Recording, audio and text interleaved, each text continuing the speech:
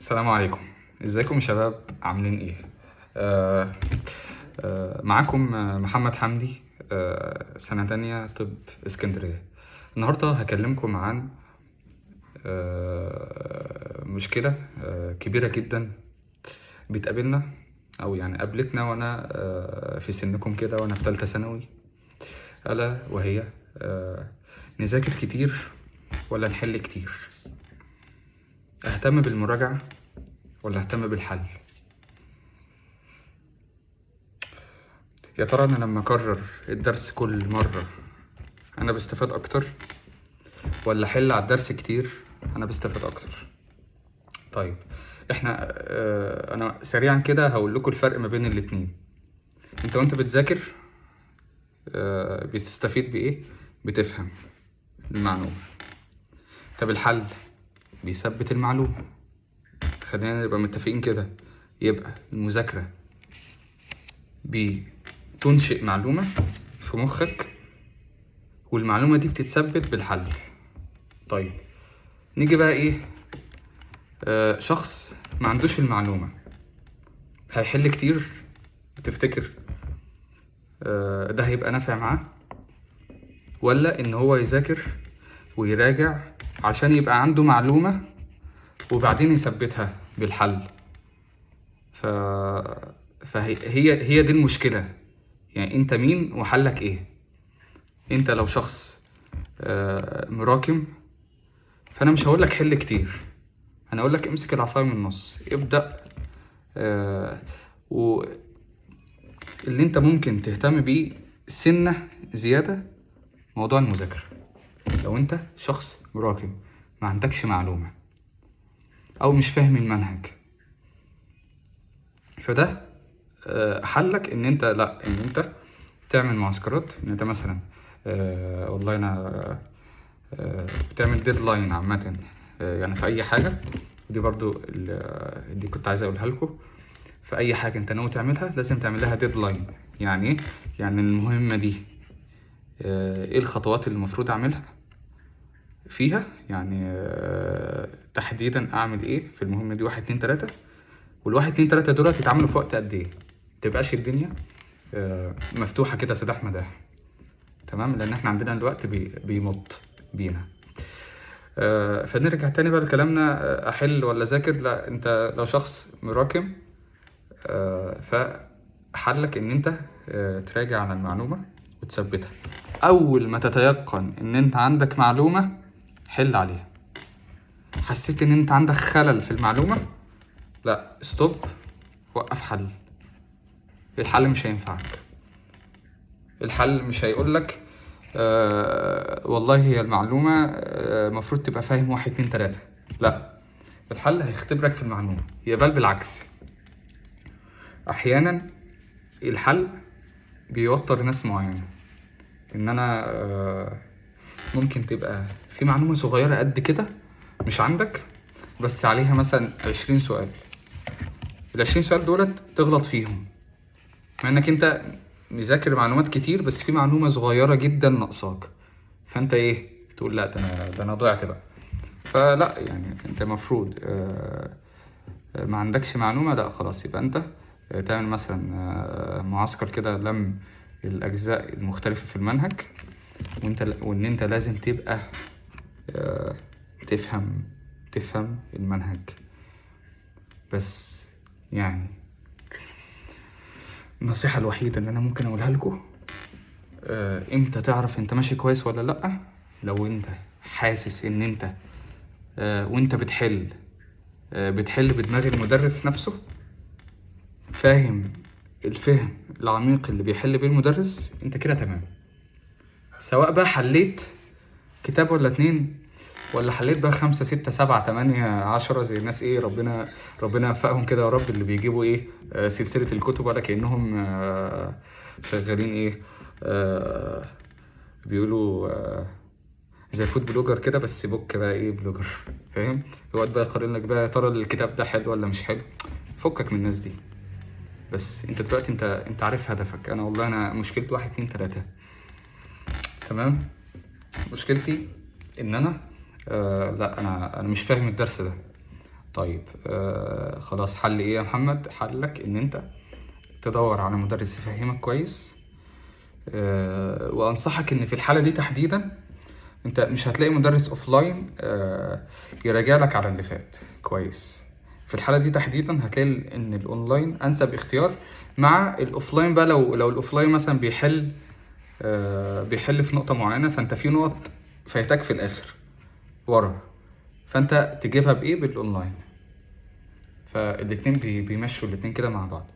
فتبتدي بقى ان انت مثلا تمسك الدرس ده تفهمه من المدرس، تسمع له شرح تاني. طيب يعني اسمع له شرح تاني يا محمد حتى لو انا في المراجعة النهائية؟ ده زمايلي بيحلوا وحاليا دلوقتي بيحلوا شوامل كمان. تسمع له شرح تاني مفيش مشكلة. يعني اعمل نفس اللي بعمله في اول السنة. بس انت اكيد مش هتاخد مثلا درس ولا درسين في اليوم. لا، انت حاجة زي كده محتاج ان انت تضغط نفسك. انت ممكن تسمع الشرح اللي زميلك كان بيسمعه من اول السنة، انت ممكن تسمعه في شهور المراجعة، اخر شهرين 3، بس ده لو جزئية معينة انت مش فاهمها، وتضغط بقى نفسك. فانت اول ما تبقى عندك معلومة هتيجي تلاقي نفسك واثق من نفسك بتحل صح. نيجي بقى دور بقى ايه؟ تثبيت المعلومة. يعني احنا برضو ما نبخسش حق الحل. لا، الحل بقى بيثبت لك معلومة. بيثبتها ازاي؟ يعني هو مسؤول عن الذاكرة من الاخر. الحل ده بيثبت المعلومة ان انت تبقى فاكرها لأطول فترة ممكنة. بس المعلومة عندك، يعني المعلومة عندك، بس انت محتاج ان انت تفتكرها لأطول فترة ممكنة، تيجي في الامتحان تفتكرها. فده هيجي ازاي؟ ان انت تحل كتاب و2. وحتة بقى الكتب كتير، ما اهو انا قلت لك ايه الفيصل، اللي هو في كل الاحتمالات موجودة. في شخص ممكن يحل 5 كتب وهو فاهم، وفي بقى للأسف الشديد اللي هو المجتهد، بس المجتهد اجتهاد غلط. وده للأسف يعني معظمنا كان بيقع في المشكلة دي. بيبص على عدد الكتب اللي بيحلها، وبيبص على اللي هو ايه، يبحث عن النظام الوهمي، وفكرة ان انت حياتك كلها تبقى ماشية بالمسطرة، تمام، وان انت ما تبقاش راضي بسنة عشوائية في الموضوع، وما تبقاش راضي ان انا ممكن يحصل لي ظرف في اسبوع مثلا، فاجي الاسبوع اللي بعده اعوض واذاكر واسبق زمايلي اللي هم اصلا ماشيين بستريت معين. وبعدين يعني مفيش حد ماشي بستريت معين، مفيش حد كده يعني هو ايه خط كده ثابت. لا، احنا حياتنا كلها متذبذبة. فهو ده اللي انا كنت ايه كنت عايز اشاركه معاكم. يعني افتكر دايما ان انت الوقت بيعدي، وتالتة ثانوي هتعدي، بس اللي هيفضل معاك هو دماغك. يعني ايه؟ يعني اللي هيفضل معاك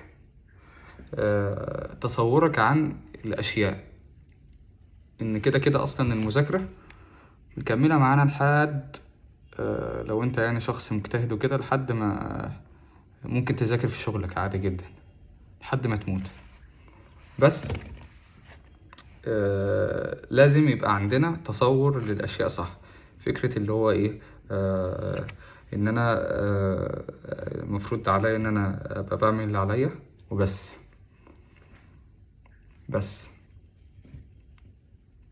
يعني ما احلش 5 6 7 كتب معينة وكتاب 1 2 3 ومش عارف ايه. لا، يعني لو انت عامل اللي عليك ومذاكر كويس جدا وحليت كتابين 3 الدنيا ماشية تمام، ماشية تمام، وتبقى داخل واثق من نفسك. لا، انت يا ابني انت حليت كويس وذاكرت كويس. احنا مش في سباق مع حد، احنا في سباق مع نفسنا.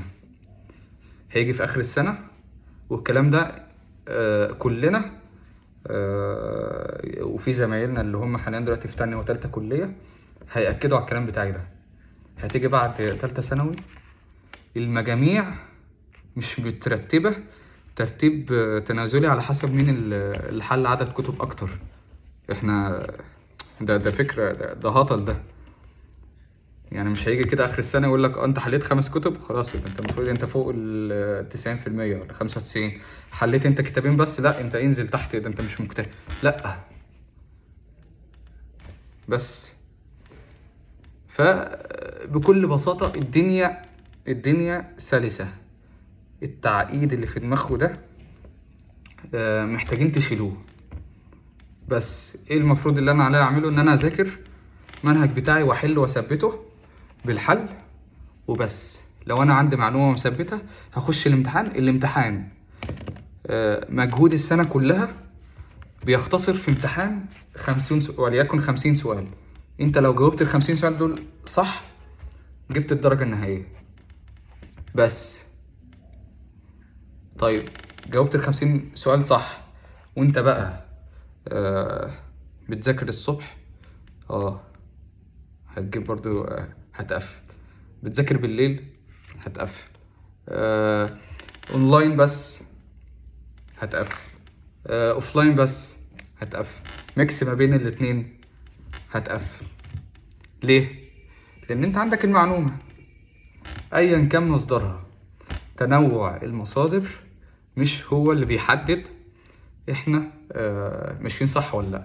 المحصلة في الاخر احنا كنا واخدين في الفيزياء اللي هو ايه اللي يبقى سهم مثلا طالع وسهم نازل، فالمحصلة في النص.